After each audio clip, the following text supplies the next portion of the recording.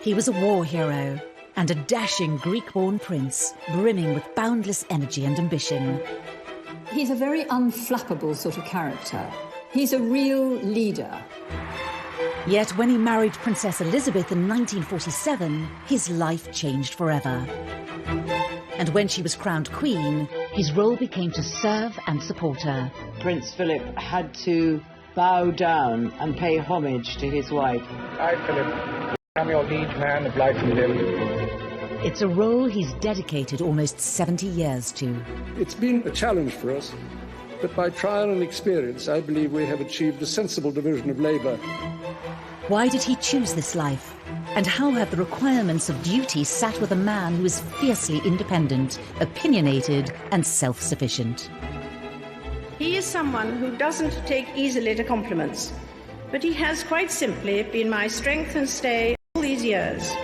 He's a curious mixture of being blunt, really quite rude at times, and very sentimental, very deep thinking, very inquisitive. Just how did Philip carve out a role as the king without a crown?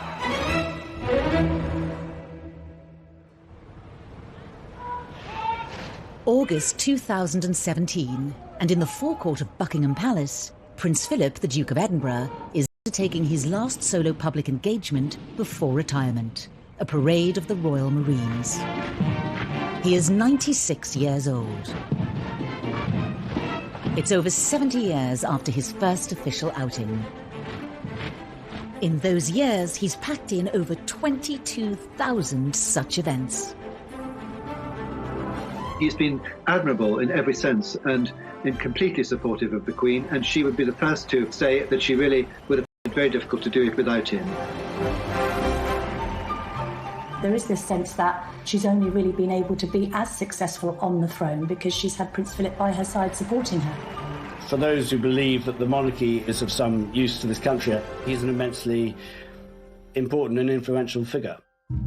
It's been a long, strange journey for the boy, born a virtually penniless prince of the Greek royal family in 1921. The thing about Prince Philip is that he never really had a home, or at least not for very long. Although he was born in Corfu, on the kitchen table, he wasn't there for very long and the family went into exile. They lived in Paris until he was about 8, but then when his mother became ill, his father decided to kind of close down the house. He suffered so much. His mother had been locked up in an asylum, his father had been an unfaithful man, and pretty much left Philip to fend. They just pushed him around like a parcel.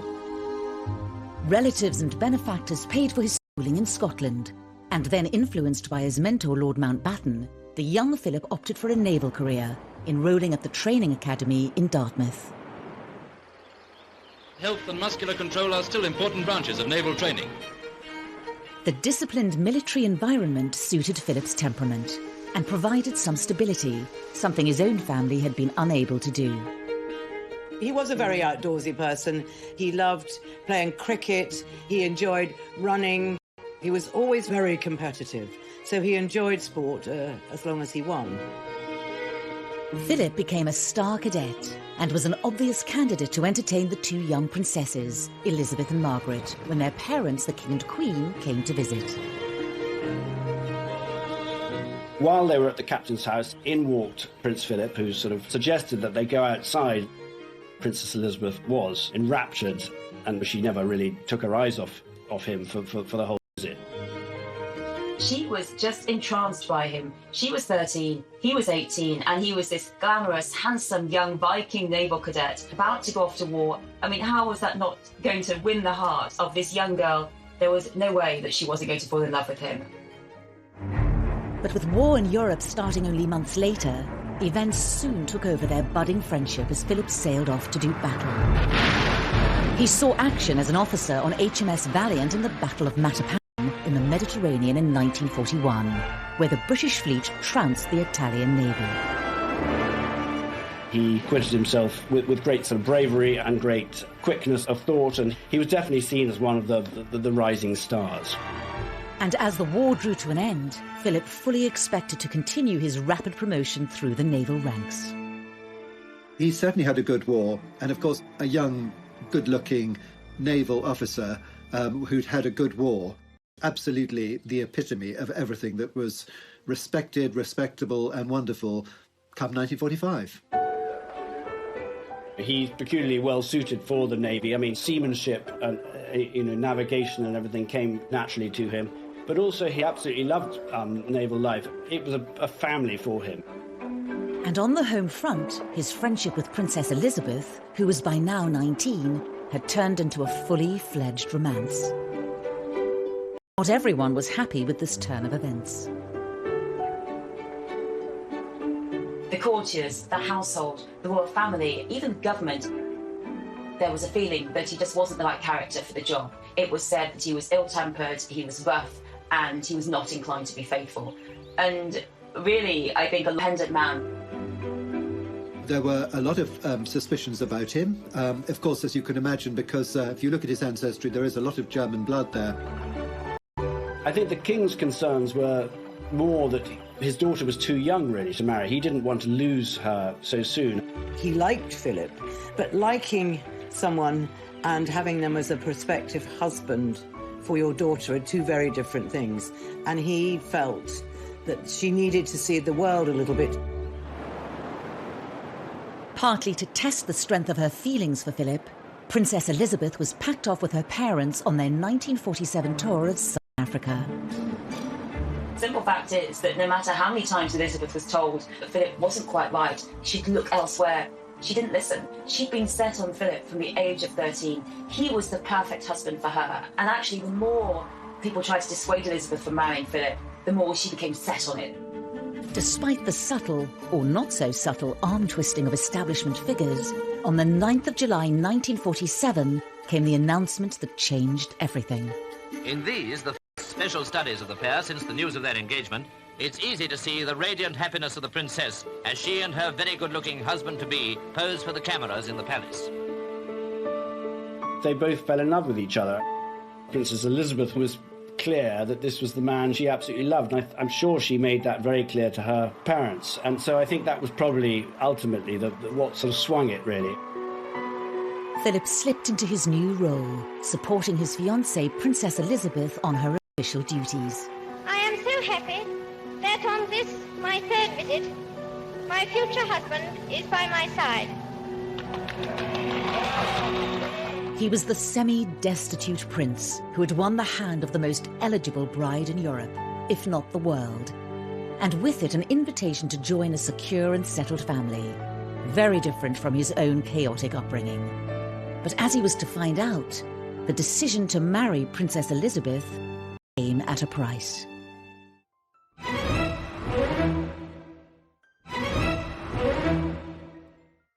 The 20th of November 1947, and all eyes were on Westminster Abbey. Thousands had assembled overnight, all eagerly waiting to see and to cheer the royal processions on this day of their own princess's marriage. Churchill described it like the first bit of colour to sort of happen after the war. It helped to cheer everyone up. You know, London was still a sort of bomb site, basically. Rationing was still in place. People had gone through a difficult time during the war. The country was drained and exhausted, yes, absolutely exhausted. In 1947, people became swept up with the euphoria of it, and suddenly this wedding of this gorgeous young couple was something that people could focus on. There's this beautiful wedding with a lovely gown and bridesmaids and all the things people had missed in the 40s and the late 30s. But when it came to compiling the guest list, there was one decision that indicated just how sensitive the establishment was to Philip's background. Prince Philip's sisters were not invited to the wedding because they were married to quite high-ranking German officers, one a member of the SS. His father had died during the war, so the only member of his family there was his mother.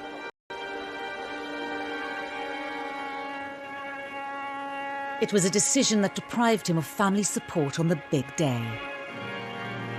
I think he was a little hurt, but it was probably the right decision because there was still a very, very strong anti-German feeling in this country. It must have been very difficult for him, but I guess he just went with the flow, basically. There's no evidence of any arguments about it. There was a sort of feeling that he was up against it. He had a sort of fight on his hands during the early years of his marriage, and to sort of establish himself, find a role for himself and a role in the country, really. Every father will understand this father's pride and delight in his young son. And almost a year later, Charles, the heir to the throne, was born. But for Philip, there was another indication of where the real power lay. It had been decided by Churchill and others that the couple's children wouldn't take his family name, Mountbatten, but hers, Windsor. He said, you know, I'm nothing but a bloody amoeba. Some sort of happier compromise might have been found, but I think it definitely, you know, it created problems in the marriage, I think. Now, Prince Philip did actually argue against this, so I think it was an unhappy moment for him. As life settled down, Philip faced the question, what was his new role? He made a few tentative forays onto the public stage. Boxing at the Royal Albert Hall, and the Duke of Edinburgh was the guest of honour at the London Boys Club Championships. I'd like to say how delighted I am in that capacity to see this hall so full of people, obviously well-wishers of the London Federation of Boys Clubs and of the Boys Clubs throughout Great Britain. But what he really wanted was to continue his highly successful naval career, and that meant a stint as an instructor. Lieutenant Mountbatten returns to the Naval Training Centre at Corsham, where he's an instructor at the Petty... It wasn't his thing. He wanted to be out there, commanding on active service. So desk jobs, teaching, administration, that really wasn't the job he wanted. Malta greets the arrival of Princess Elizabeth. His luck changed when he was posted to Malta in 1949. It was famously what they described as their happiest time. It was a place where they could be free and people didn't gawp at them, and it was a very lovely time for them in all sorts of ways, and a very fulfilling one for him professionally as well. They were young. They were in love. They had frankly dumped their children with the grandparents and were having a good time. Princess Elizabeth was able to be the wife of Round in her little car. They danced in the Phoenicia Hotel just outside Valletta. They went to polo matches, he played, and they had a lovely time, basically. The only cloud on the Mediterranean horizon was the deteriorating health of King George VI. The nation's concern at His Majesty's illness is reflected in the crowd of loyal sympathisers gathered in the rain outside the palace to offer their own personal tributes. The King's health broke down very soon after the war. There were state visits when Princess Elizabeth had to make his speech, when the Queen Mother would be greeting, as it were, the King of Norway, and the King didn't even leave his room. So the ill health of the King curtailed Prince Philip's naval career. Philip tried to reconcile being pulled in two directions at once, a desire to continue with the naval career he obviously loved, and the duty to support his wife. The Duke of Edinburgh, who of course holds the rank of Commander, Royal Navy, went to Chatham to unveil the World War II extension to the Naval War Memorial. I'm particularly proud to do this because, like all of us who served in the Navy during the war, I lost many friends and shipmates who are commemorated here. As the King's health worsened, Philip's dual role became increasingly difficult to balance. It was decided the young couple should undertake a tour of the Commonwealth in place of the King. When you look at the pictures of the King bidding farewell to his daughter, people must have wondered a little bit whether they would ever see each other again. Although Elizabeth and Philip were deputising for the King, they didn't necessarily know how ill he was. I think that both Elizabeth and Philip thought that he would continue, although much weakened in health, for many years to come. And it was while the Duke and Princess Elizabeth were staying in a lodge in Kenya that news came through which changed Philip's life forever. The death of George VI was a huge shock. Prince Philip looked as though the world had ended.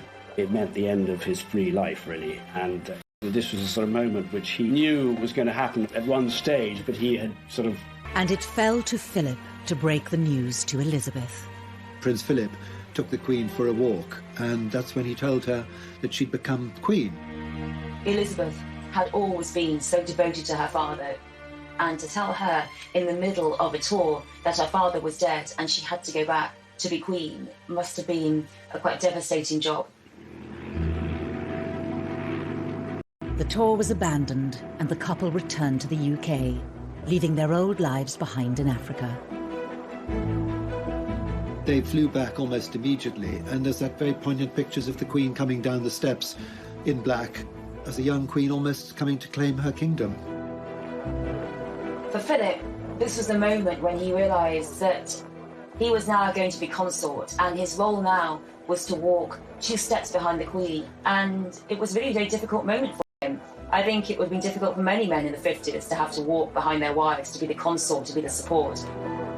Had he been allowed to continue with his career, he might very well have reached the position of the most senior man in the Navy, because people who sailed with him did think that he had the talent possibly to have become First Sea Lord on his own merits.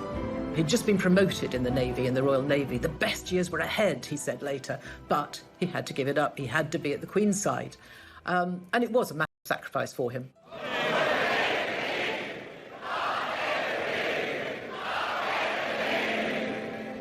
Just over a year later, Queen Elizabeth was crowned in Westminster Abbey. It was a fantastic and glorious occasion, the like of which will never be seen again, because there simply aren't all those people in uniform anymore, I'm afraid.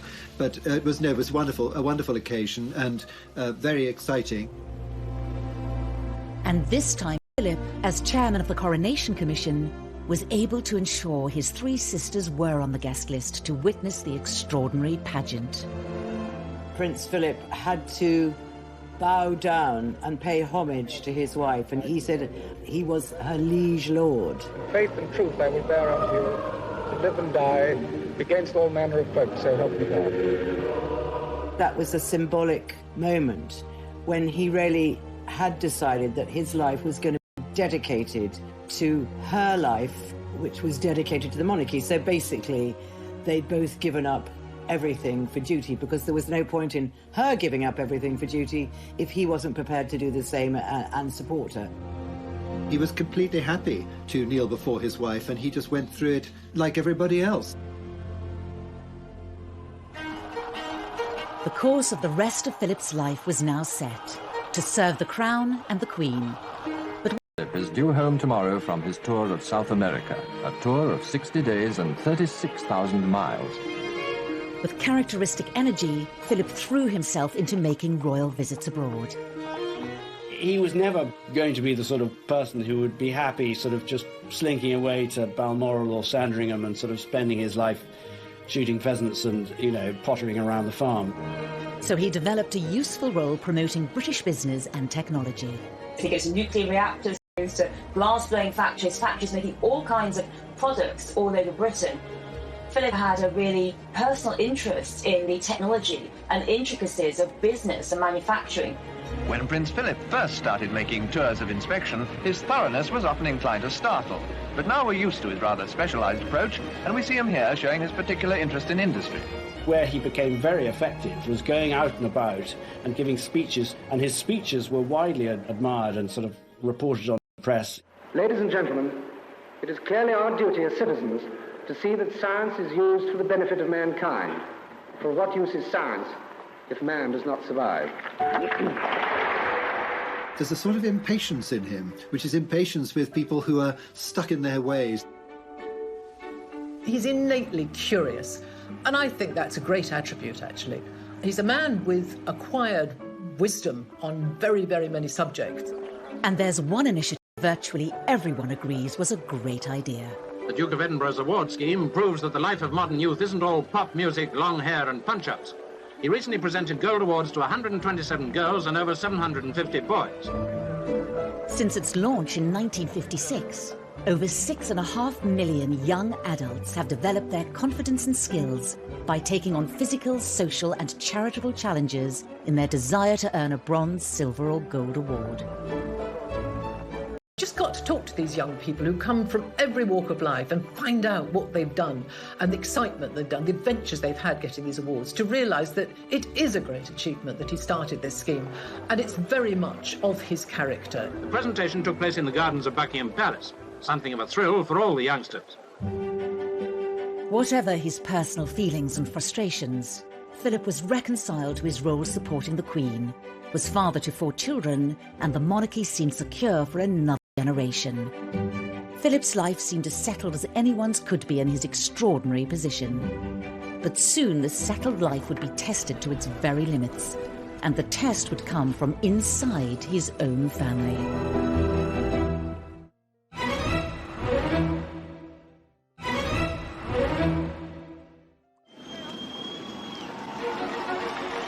The anniversary of the Queen's coronation marked the start of a new era for the monarchy.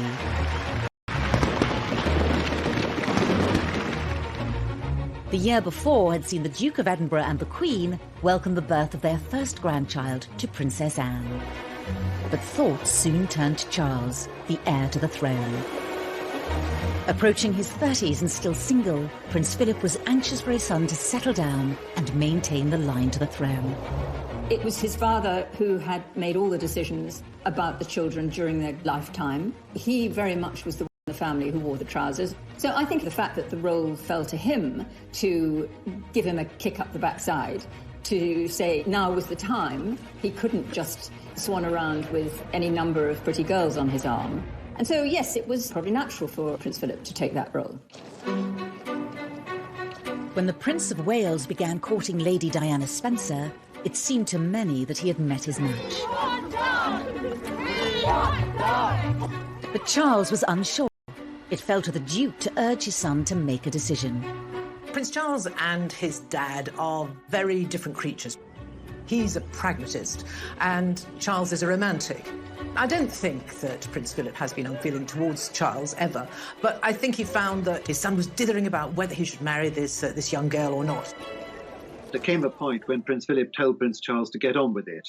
And that is how a letter was written to Prince Charles. And what it actually said was, this girl is running a gauntlet every day of press and things.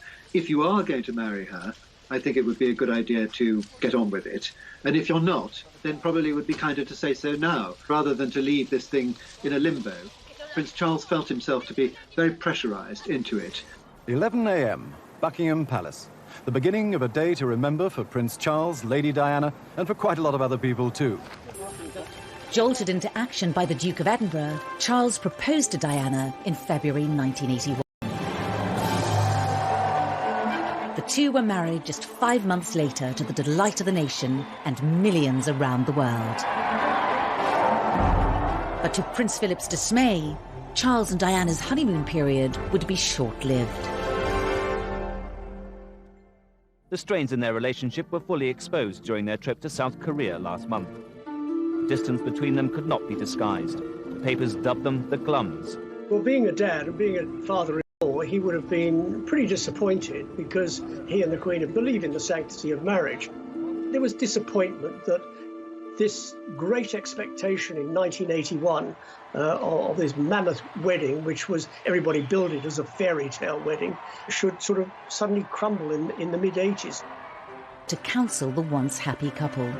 He wrote letters in which he tried to be a marriage counsellor, if you like, and she wrote back always saying, dearest Pa was the way she started letters, and she said, I think you really underestimate your skills as a marriage counsellor. And she also said, whatever happens, I will know always that you care. This is Prince Philip, husband, consort of the Queen, father of the Prince of Wales, who is heir to the throne.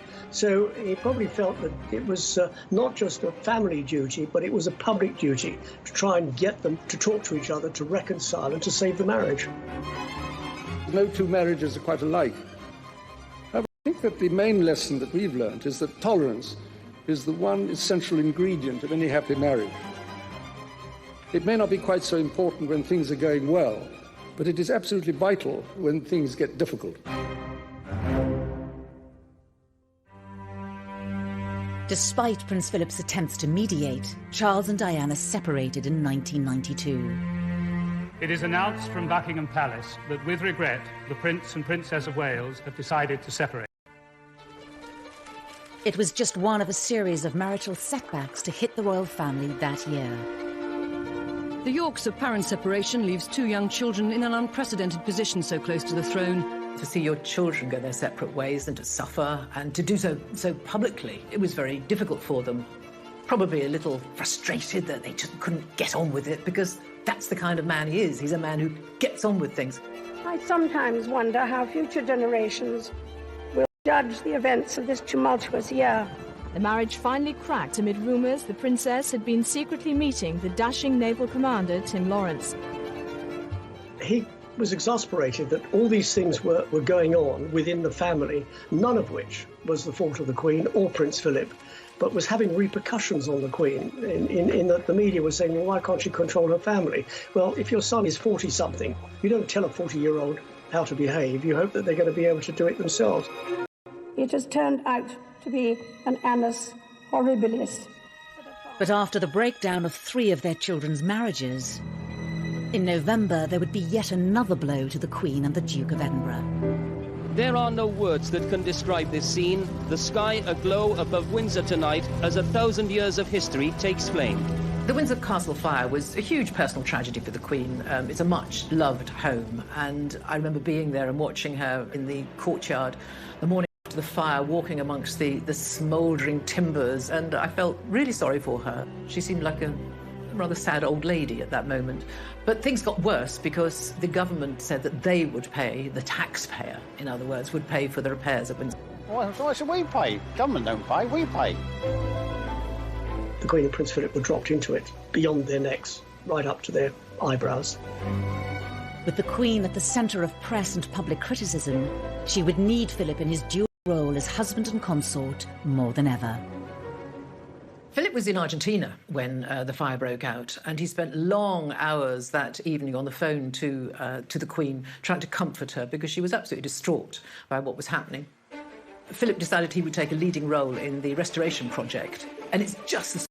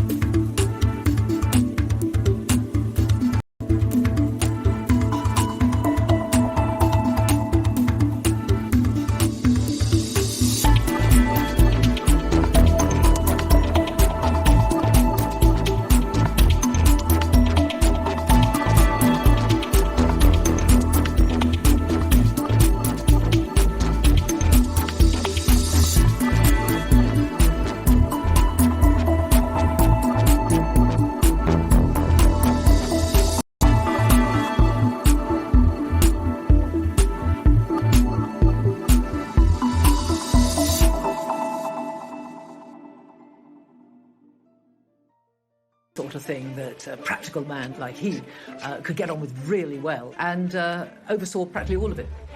And I think that was hugely important moment within their marriage, really. Metaphorically, he couldn't mend his children's marriages, but what he could do and be useful doing was restore Windsor Castle. We have reports from Paris that Diana, Princess of Wales, has been killed in a... The sudden and shocking death of Diana in Paris was another terrible setback. The surgeons fought for 2 hours to restart her heart. At 3 o'clock this morning, London time, they admitted defeat and announced that Diana, Princess of Wales, was dead. The decision to remain at Balmoral in the days that followed caused public uproar.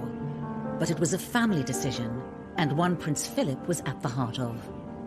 The Queen and Prince Philip took the view that when Diana died, the children who were already at Balmoral should stay at Balmoral, and that the family should hunker down together in Scotland, looking after those boys and wrapping their arms around them.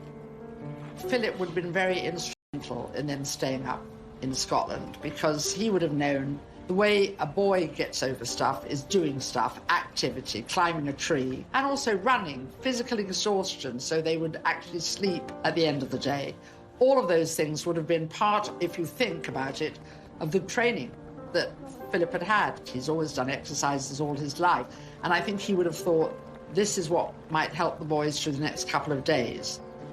When they did eventually come down to Buckingham Palace, someone handed a bouquet to the Queen and said, look after the boys. And he said, well, that's exactly what we have been doing. That's what we've been doing.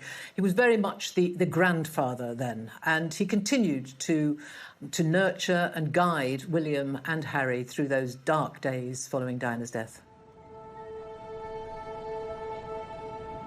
These people are waiting to see the People's Princess pass by on her last journey, and the royal family are at the gates of Buckingham Palace waiting to do exactly the same thing.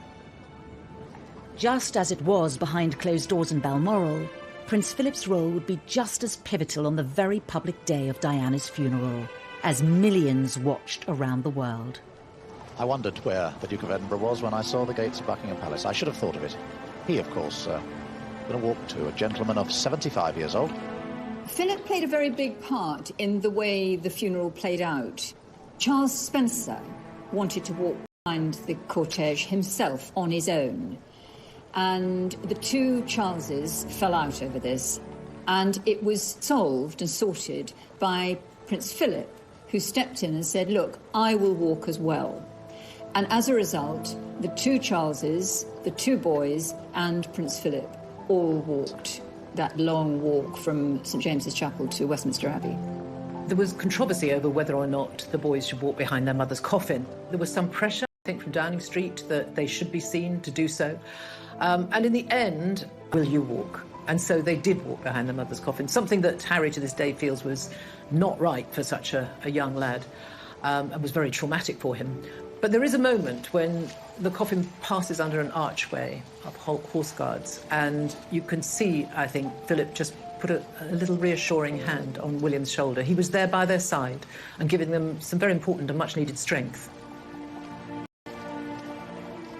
Prince Philip is known as having this gruff, get-up-and-go side to his character, but he also has a very emotionally intelligent and sensitive side, especially to family things, because he had a very tough childhood himself. So I think because of that experience, it actually makes him more, not less sensitive to dealing with family problems. Toward the end of yet another tumultuous royal year, the Queen gave a speech on their 50th wedding anniversary, reserving special and rare public praise for her husband and consort. He is someone who doesn't take easily to compliments, but he has quite simply been my strength and stay all these years. And I and his whole family, and this and many other countries, owe him a debt greater than he would ever claim, or we shall ever know. When tragedy has struck, or when the monarchy has looked as though it was going through a rocky period, that's where Philip has really come into his own. He's a very unflappable sort of character. He's a real leader and a tower of strength. The Duke had been instrumental in helping the Windsors navigate the most turbulent years of the Queen's reign. And thankfully, brighter times were ahead. By 2002, the dark clouds over the royals lifted, as the British people came out in their millions to celebrate the Queen's Golden Jubilee. Prince Philip was, as ever, by her side to share in this momentous occasion. If ever the monarchy came close to real serious difficulty, it was during the 90s. But really, by 2002, the reception that the Queen got for her Jubilee just made all of that decade's disaster go away, really. For Prince Philip, as the strength and stay of the monarch all of these years, he wanted a milestone himself, and 50 years on the throne was significant for him as her partner and right-hand man.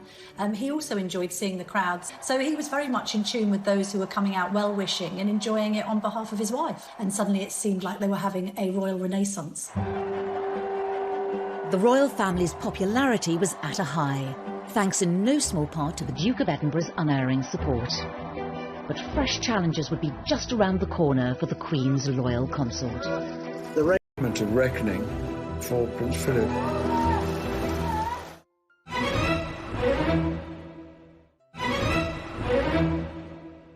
Happy birthday to you.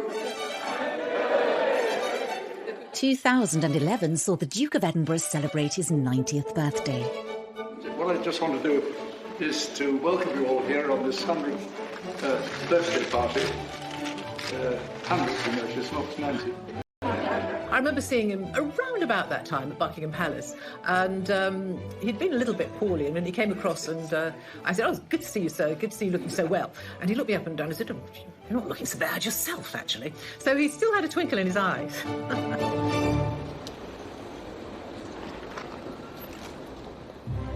The Queen had a fitting birthday gift lined up for her husband, awarding him the post of Lord High Admiral of the Navy. Philip, Duke of Edinburgh, as we seek thy blessing upon him as Lord High Admiral. Obviously, he'd much rather have stayed in the Navy and earned that title, but he knows that that wasn't to be. He had another job to do, and that job which he took on and which he's adhered to all these years is simply to support the Queen in everything she does, first and foremost. Although when asked that, I mean, he said, regrets? What's the point of regrets? You know, there's no point in regret. See, practical man, no point in regretting. This is what it is. Get on with it. Nothing typified the Duke getting on with it more than the rain-soaked Diamond Jubilee of 2012. But on this occasion, Philip's dedication to duty came at a price. He stood there in the rain, as did the Queen. There seemed to be no shelter at all, and unfortunately the next day he was taken to hospital with an infection, and we realised that he wasn't going to be able to take further part in the Jubilee celebrations. It was a journey they should have made together, but today the Duke of Edinburgh's place was taken by Lady Diana Farnham. To many, it was a sign of things to come for the 90-year-old consort. That first time we saw her without him, and you knew that he would have been normally his normal 2 steps behind, we suddenly thought, oh, is this how it's going to be? The Prince of Wales and the Duchess of Cornwall joined her on her carriage procession. But Prince Philip should have been there, and it did not feel the same without him. In 2017, the Duke of Edinburgh brought the curtain down on over 65 years of royal service. At one of his last engagements, someone said, "Oh, I'm sorry to hear you're standing down." He said, "I'll stand up." He was feeling physically that maybe he should take it slower. But stand up he did. For the last of his stints as royal consort. And again, it was one of those days, if you hark back to 2012, that river pageant, it was chucking it down. Well, it was raining. It wasn't quite chucking it down, but he was in his raincoat and he had his bowler hat on. And he went out there at 96 to meet the soldiers, representatives of the Royal Marines and the officers, to say goodbye. And that would have been quite a wrench for him because he'd been Captain General of the Royal Marines, so it was pretty important.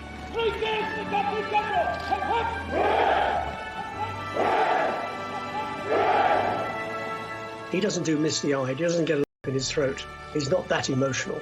But, you know, there is life at the end of the tunnel, and giving one job up and going off to do something else. And doing something else was sorting out the Sandringham estate.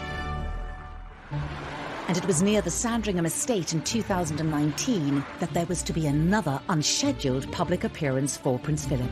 As he was driving out, the sun was in his eyes. He didn't see a car coming from his right, and as he drove out, he was hit by that car. And the Range Rover was knocked on its side and sent hurtling over to the other side of the road. Surprise, surprise, and by miracle, that Prince Philip got out of that car with just a few scratches. I remember writing a story saying that he had walked into his private secretary's office shortly afterwards and asked him for a plaster, and then only really told him about the accident when it was sort of coaxed out of him. So it was made more of a big deal than perhaps Prince Philip wanted it to be at the time. Luckily, the other passengers were not very badly hurt, but it was a moment of reckoning for Prince Philip, who by that age of 97 was quite old still to be driving. He apologised, and I think he has said he will no longer drive on public roads. But since then, there's been a picture of him driving on Windsor private roads. So you can't just get this man down. I mean, he's not going to up his independence. This is who he is. And I rather admire him for that. The British public has long loved Prince Philip because of, and sometimes despite, his colourful character.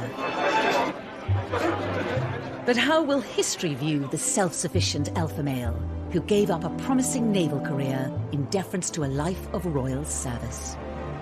In his position as consort to the Queen, he's been able to achieve so much more than he would have been as a commander in the Royal Navy, or, you know, I mean, what was he before that? He was basically a penniless, exiled prince. He is an action man, he's a doer. And so he has carved out areas that meant a great deal to us, hosted design awards. He has started the Duke of Edinburgh Awards scheme. All these things meant a great deal to him. And they are all about one thing in particular. They're focused on getting people to do things for themselves. That's what he wants. He wants people to learn by experience and explore this world. Driven by an unwavering focus on duty before all else, perhaps Prince Philip's greatest achievement has been transforming the role of conventional consort into one more like a king, with no need for a crown. For those who believe that the monarchy is of some use to this country, I think he's an immensely important and influential figure. Here we are, we still have a monarchy that is the envy of the world. Go into a newsagent everywhere, it's our royal family on the front of every magazine. We have the fairy story at the head of them all, and he's helped keep it there.